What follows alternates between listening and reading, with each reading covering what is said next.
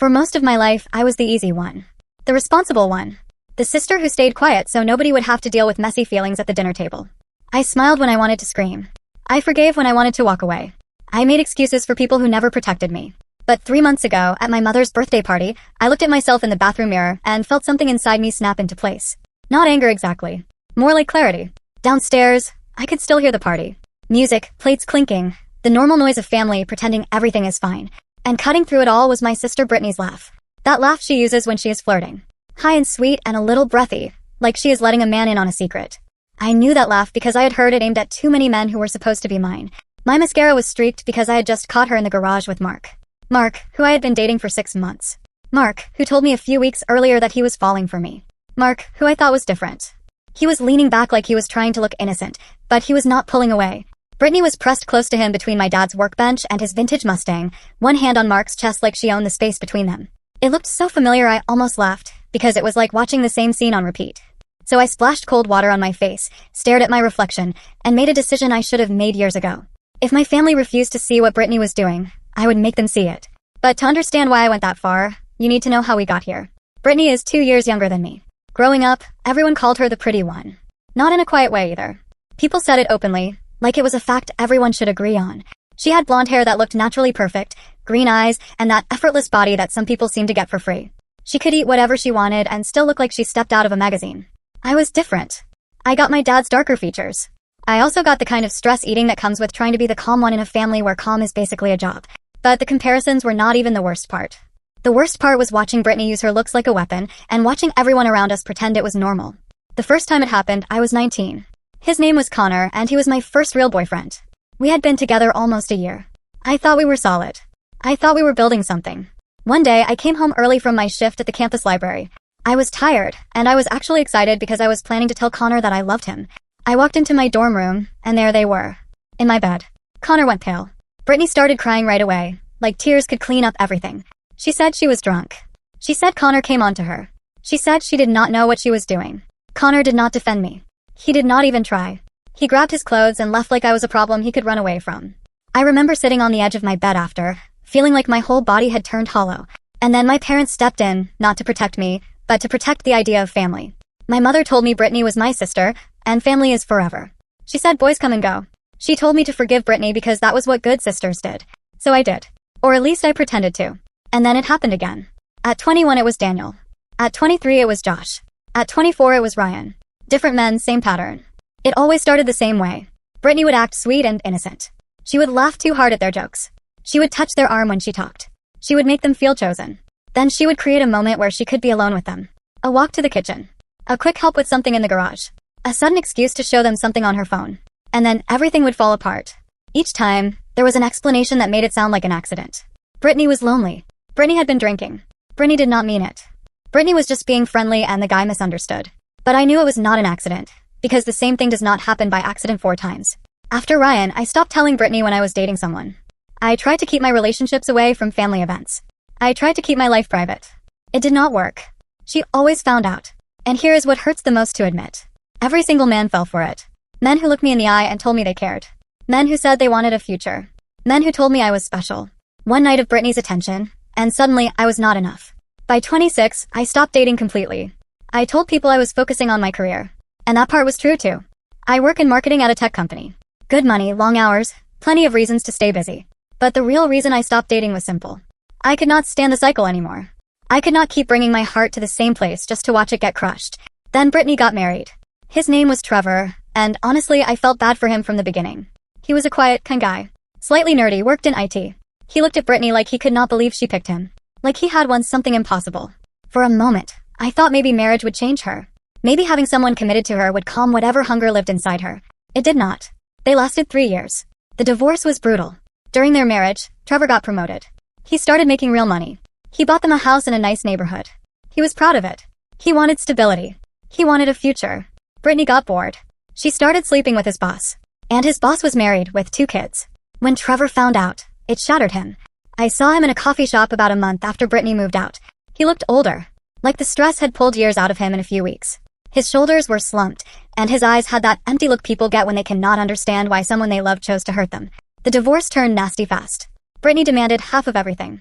She wanted the house even though Trevor had paid the down payment before they married. She wanted alimony. She wanted his retirement.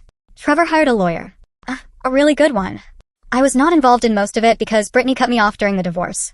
She was angry that I would not automatically pick her side. She wanted me to tell Trevor he was being cruel for fighting back. She wanted me to play the loyal sister role again. I did not. 6 months before my mother's birthday party, the divorce finally ended. Trevor kept the house. Brittany got some money, but not what she thought she deserved. So she moved back in with our parents. And that is when she started acting like the old Brittany again. The Brittany who needed to win, who needed attention, who needed to take. Around that time, I met Mark at a work conference. Mark was charming and funny. He was successful. He worked as a consultant and traveled often, and really that fit my life because I like my space. I like quiet. I like not feeling smothered. We took things slow. It felt adult. It felt healthy. I did not bring him around my family for 4 months. I told myself I was being careful. I told myself I was protecting what we had. I also told myself maybe Brittany was too busy rebuilding her life after the divorce to mess with mine. Then my mom guilted me into bringing him to her birthday party. She told me she hated seeing me come to family events alone. She said they wanted to meet him. She said they wanted to see me happy. I should have listened to my gut. I should have made up an excuse. I should have protected myself. Instead, I walked Mark straight into the lion's den. Brittany was already there, looking perfect in a tight dress that probably cost more than my rent. The second she saw Mark, her eyes lit up like she had just found a new toy. I stayed close to him at first. I hovered. I watched Brittany like I was watching a storm cloud forming. But family events are chaos. Dad needed help with the grill. Mom wanted something in the kitchen. Someone needed more ice. Someone wanted me to say hello to a cousin I barely knew. In the middle of all that, I lost track of Mark. And then I found him in the garage with Brittany. I did not confront them loudly. I did not cause a scene. I stood in the doorway and watched until Brittany noticed me. She immediately switched to panic and innocence, like she always did. Mark started talking too fast. Brittany started acting offended that I could even think something was happening. I told Mark to leave. I locked myself in the upstairs bathroom, and that was where the decision became real. I was tired of being the person everyone expected to stay quiet. I was tired of playing the role of the sad sister who gets betrayed and then told to be mature about it. So the next morning, while Brittany was probably still sleeping like nothing happened, I started making calls. It began with a simple internet search. I searched for Trevor's divorce lawyer. It took me about 15 minutes to find him. James Whitmore. His firm specialized in high net worth divorces. His photos looked polished and confident. Dark hair, neat smile, professional posture. Not flashy in a loud way, but the kind of attractive that comes from being sure of yourself. Perfect bait. I called his office and told the receptionist I needed a consultation about a family legal issue. They had an opening that afternoon. His office was in one of those downtown buildings made of glass and steel. Everything looked expensive. The receptionist led me to a conference room with a view of the city. A few minutes later, James walked in. In person, he was taller than I expected. His handshake was firm. He looked like a man who lived in a world of serious decisions. I told him my name. I told him I was Brittany's sister. His face changed just slightly. Not enough for most people to catch, but I did. A professional mask sliding into place. He told me he could not talk about his client's case. I told him I was not there for details. I wanted to hire him for something else. Then I said it clearly. I wanted him to pretend to be my boyfriend. I wanted to introduce him to my family. I wanted to watch what Brittany would do, and I wanted proof my family could not ignore. James leaned back and studied me like he was evaluating whether I was serious or unstable. He said money was not the issue. The issue was ethics. I told him it was not a legal trap. I was not trying to get Brittany arrested. I just wanted her to reveal herself. And then I said something that made his jaw tighten. I told him I had a feeling he might have his own reasons for wanting Brittany exposed. Because he had seen what she did to Trevor. James did not answer right away. Then he asked me about my timeline. That was the moment I knew he was considering it. Over the next 2 weeks, we met several times to plan. James was careful. He asked questions about my family. About Brittany's patterns. About what I wanted to happen after. I told him my goal was simple. I wanted my parents to stop pretending this was normal. I wanted them to stop making excuses. I wanted them to finally protect me, even if it was late. James warned me that once we started, there would be no going back. My relationship with Brittany would not survive this. I told him it already did not exist. I had just been pretending it did. So we started the plan. We became public. Not in an extreme way, but enough that Brittany would notice. I posted casual photos. Coffee dates. Dinner. A concert.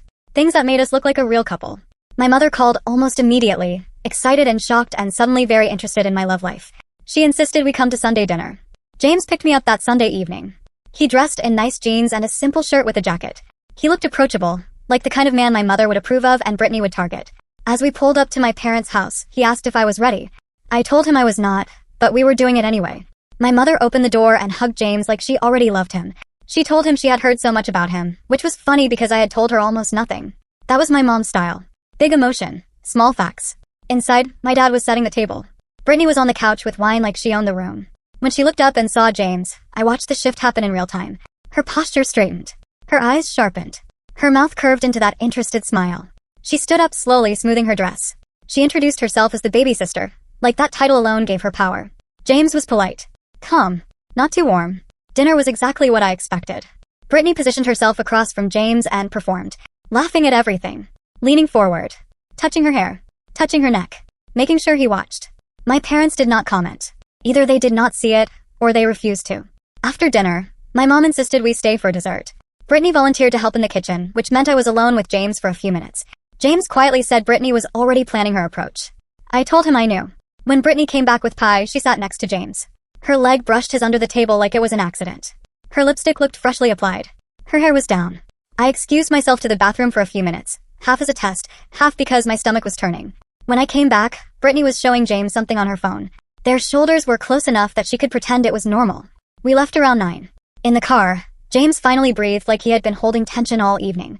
He told me Brittany asked for his number, claiming she wanted to add him to the family group chat.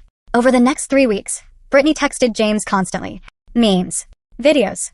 Random questions about restaurants. Movie suggestions. Anything that gave her a reason to message him directly instead of going through me. James saved everything. Screenshots. Timestamps. The full record. We met twice a week in his office to review it and plan the next step. One day, I asked how he knew Brittany's pattern so well. James went quiet and pulled a folder from his desk. During Trevor's divorce, part of his work involved documenting Brittany's cheating. He had interviewed men she had been involved with. He had proof of at least 5 affairs during her marriage. I felt sick reading it. Then I asked the question that had been sitting in my chest for weeks. Why was he really helping me? James told me the truth. Trevor came into his office suicidal. Not dramatic sad. Not temporary heartbreak. Suicidal. Brittany had broken him down so completely that he did not know how to live with it. James helped Trevor fight back legally. And after that, Brittany tried to destroy James too. She filed a complaint claiming he made up evidence. It was false, but it still dragged his name through months of stress. So yes, James had personal reasons. And for the first time, I did not feel guilty about using someone else's anger to protect myself. I had been alone in this for too long. If someone finally wanted to stand beside me, I would not push them away. The final stage of the plan came when we remembered my parents' anniversary party. They were throwing a big celebration. A rented event space overlooking the water. Friends, relatives, a band, open bar, the whole thing. It was the perfect stage. But first, we had to make Brittany feel pressure. Like she was losing her chance. I posted more couple photos. Nothing inappropriate. Just enough to make us look serious. A cozy photo on James's couch. A caption that implied comfort and closeness. My mother called and asked if it was getting serious. I told her maybe. 2 hours later, James received a message from Brittany, commenting on how fast we were moving. James told me she was panicking. When Brittany cannot control something, she escalates. The next day, she invited James for coffee. James agreed. He told me afterward that she made her move in person. She started with fake concern. She implied I was unstable. She said I was jealous. She tried to paint herself as the one who really understood our family. Then she touched his leg and suggested that if he ever needed someone who truly understood him, she was available. James shut it down politely, but he told me it confirmed what we already knew. Brittany would try something big at the anniversary party. The weeks leading up to the party felt endless. Brittany increased her effort. More texts. Selfies. Invitations to yoga. One photo that was clearly meant to be provocative, followed by a fake apology claiming she sent it to the wrong person. James saved everything. The night before the party, we met one last time in his office. James asked if I wanted to back out. I said no, but I asked him something I had been afraid to ask. What happens after? Because we had been pretending for almost 2 months. We had spent real time together. We had shared long conversations and quiet moments and planning sessions that felt strangely intimate. I needed to know if he was only doing this out of revenge, or if any part of what we had built was real. James surprised me. He admitted it started as revenge. He saw a chance to expose someone who had harmed his client and threatened his career. But he also said somewhere along the way, it stopped feeling fake. He said he liked me. The real me, not the performance. He asked if, after we finished the plan, we could go on a real first date. No games. No trap. Just us. My chest felt tight. Not because I suddenly believed in fairy tales, but because for the first time in years, someone was choosing me without being tempted by Brittany. I told him yes. The anniversary party was even bigger than I expected. 200 guests. A band. A view of the water that looked like a postcard. James picked me up at 6. I wore a dress I normally would never wear, green and fitted, something that made me feel like I was stepping into my own power instead of shrinking. James told me I looked incredible. And for once, I believed it. We arrived a little late. The party was already loud and alive. I spotted Brittany right away. She was wearing white, which felt like an attention grab on purpose. Tight, low cut, impossible to ignore. She saw us walk in and her face lit up like she had been waiting all night. She hugged me quickly, then hugged James longer. She complimented him. She kept her hands on him a second too long. James stayed calm. We moved through the room. We congratulated my parents. We talked to relatives. We smiled. We played our roles. Brittany kept appearing near James, always in his line of sight, always making sure he noticed her. Around 8, when the band took a break, the crowd started mingling more freely. That is when Brittany made her move. I was talking to my aunt when Brittany approached James. I watched her touch his arm. I watched her lean in close like she was sharing something private. James nodded and followed her toward the balcony. I waited a short moment, then followed. The balcony was dim, overlooking the water. Brittany positioned herself against the railing like she was in a movie scene. James stood a few feet away, calm and steady. I stayed near the doorway at first, listening. Brittany told him she wanted to speak alone. She said she needed to warn him about me. She said I was jealous, manipulative, unstable. She tried to convince him I was not the victim, that I was the problem. James kept his voice neutral and asked questions that made her reveal more. Brittany moved closer. She put her hand on his chest. She told him a man like him deserved better. James asked better like who? Brittany's hand slid higher, and she said someone like her. That was when I stepped into view. Brittany jumped like she got caught stealing. She tried to backpedal instantly, but I did not let her. I told her I understood perfectly what she was doing. I looked at James and told him to say it. James pulled out his phone and asked Brittany if she recognized him. He told her his name. James Whitmore. The lawyer who represented Trevor in her divorce. Brittany's face drained of color so fast it was almost shocking. She looked like the ground had disappeared under her feet. She tried to claim it was impossible. She tried to accuse us of trapping her. James calmly explained that entrapment involves law enforcement. He was just a private person helping someone expose a pattern. I told Brittany we had documented everything. Every text. Every message. Every attempt to undermine me. Every time she tried to pull James away. And then I told her something else. James still had copies of evidence from her divorce. Affairs that never made it into court documents. Proof that could ruin her image if it ever became public. I told her if she ever came near anyone I cared about again, all of it would go public. For the first time in my life, I saw fear in Brittany's eyes. Not fake tears. Not performance. Real fear. Then the balcony door opened behind us. My mother stood there, confused, asking what was going on because people were wondering where we were. I looked at Brittany. This was her last chance to tell the truth. She said nothing. So I told my mother we needed to talk right now with my dad too. We went into a small side room off the main hall. Me, Brittany, James, and my parents. And I laid it all out. I told them about Connor. About the dorm room. About every boyfriend after. About the way Brittany always found a way. About the way I stopped dating because I could not survive another betrayal. I told them about Mark in the garage. I showed them the screenshots. The texts. The proof. My mother cried. My father sat still, his face turning red, like anger and shame were mixing in his chest. Brittany tried to fight back. She said I was jealous. She said I was making it up. She tried to turn it into a story where she was the victim of my cruelty. Then James spoke. He told my parents, clearly and calmly, that Brittany's behavior went far beyond hurting me. He told them about Trevor. He told them Brittany had affairs during her marriage. He told them she tried to financially destroy a good man. He told them she filed false complaints against him professionally. He showed them the folder. My father looked at Brittany and asked if it was true. Brittany could not fully deny it. The silence was heavy, like everyone finally understood how long this had been happening. My mother told Brittany to leave. Brittany looked at me with real tears this time. Not the pretty kind she used when she wanted sympathy, but the ugly kind that comes when someone is finally cornered by truth. She said I destroyed our family. I told her no. She did that herself. I just stopped covering for her. Brittany left, heels clicking down the hallway, the sound echoing like punctuation at the end of a long sentence. After she was gone, my mother took my hand and apologized. She admitted they should have protected me. She admitted they ignored me. She admitted they made excuses because it was easier than facing the truth. My father hugged me later and said he was proud of me for standing up for myself. I told him I wished it did not take this long. When James and I got into the car, I felt tired. Not triumphant. Not joyful. Just tired in my bones. Like I had been holding my breath for years and finally exhaled. James asked if I was okay. I told him I did not know. He told me that was normal. That carrying this kind of pain for so long does not disappear in one night. Even if you win. Then he reached over and took my hand, and he told me something that made my chest ache in a different way. He said somewhere in the middle of all this, he started falling for me. Not the version of me who was desperate and scared. The real me. He asked if I wanted to see where that could go. I told him yes, but that I wanted to start with the real first date we talked about. Something normal. Something simple. The next Friday, he picked me up at 7, and we went somewhere nice, and the only goal was getting to know each other without revenge hanging over our heads. And the strange thing was, it felt easy. After the party, things shifted into a new kind of normal. Brittany moved out of my parents' house. She blocked me on social media. My mother told me she started therapy. My parents started therapy too. Family counseling. It was painful. It brought up everything we avoided for years. We talked about how they enabled Brittany. We talked about how they treated me like the one who could handle anything. Because I always did. We talked about how that was unfair. It was not a quick fix. Therapy never is. But it was something. James and I kept dating. Real dating. Not pretending. We learned that under all the drama, we actually liked each other. He was smart and funny and steady. He challenged me in ways that made me feel stronger instead of smaller. 3 months after the anniversary party, we made it official. Not because it looked good online. Not because we needed to prove something. Because it felt real. 6 months later, I ran into Trevor in a coffee shop. I was nervous at first, because I did not know what he would think of me dating his divorce lawyer. But Trevor surprised me. He told me he was grateful. He said for years he thought he was crazy, like maybe he imagined how bad things were. Having someone validate the truth helped him more than I could know. We talked for a few minutes, and when we said goodbye, I felt something settle in my chest. Maybe closure. Maybe peace. That evening, my mother called and told me Brittany was moving to Seattle for a job. A fresh start. My mother asked how I felt. I told her the truth. I felt sad, relieved, worried all at once. My mother said Brittany wanted to see me before she left. I told her I would think about it. 2 weeks later, I met Brittany at a coffee shop near her apartment. She looked different.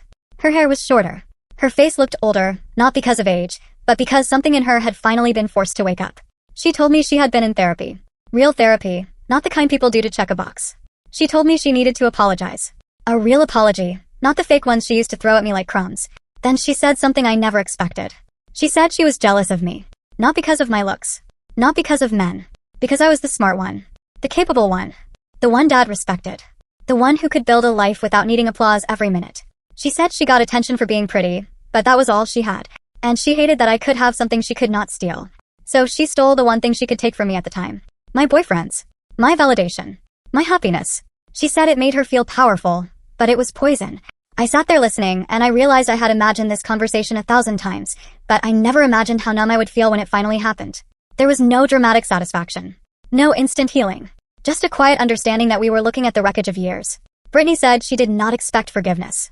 She just wanted me to know she understood what she did. I told her I hoped Seattle was good for her. I hoped she found what she was looking for. She told me she was happy for me and James. She said I deserved someone good. We finished our coffee mostly in silence. When we stood to leave, she hugged me. It was awkward and brief, but it felt like an ending. Not a perfect ending. Not a reunion. But a closing of a chapter. A year later, James proposed. It was simple. Just the two of us on a beach at sunset. No crowd, no performance. He asked, and I said yes before he finished the question. My parents threw us a small engagement party. Brittany sent a card from Seattle with a check and a short note congratulating me and telling me I deserved happiness. I put the note away. I did not stare at it. I did not overthink it. I just accepted it for what it was. On my wedding day, walking down the aisle toward James, I thought about how insane it was that a revenge plan became the doorway to my real life. It was messy. It was calculated. It was not the kind of story people put on inspirational posters. But it led me to the moment where I finally stood up for myself. It led me to a man who chose me without hesitation. And it led me to a life where my sister's chaos was no longer the center of my world. When James slid the ring onto my finger and kissed me, I realized something simple. I did not regret what I did. Not because revenge feels good forever, but because the truth deserved daylight. And for the first time in my life, I felt free.